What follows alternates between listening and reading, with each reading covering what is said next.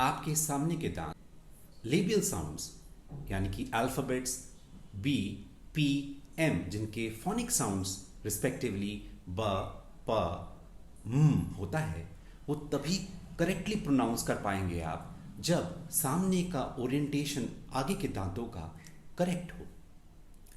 ये जो labial sounds होते हैं ये लिप और आगे के सामने के दांत का करेक्ट ओरिएंटेशन से ही करेक्ट उच्चारण यानी कि प्रोनाउंस आप तभी कर पाते हैं जब इनका ओरिएंटेशन सही हो।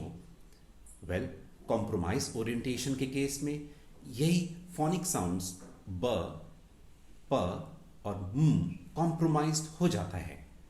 इन लेबियल साउंड्स के करेक्ट होने का रीज़न सिर्फ और सिर्फ यही है कि आपके सामने के दांत करेक्टली अरेंज्ड हैं और डेंचर बेस अगर कॉम्प्रोमाइज्ड है तो ये फोनिक साउंड्स क्लैरिटी नहीं देंगे।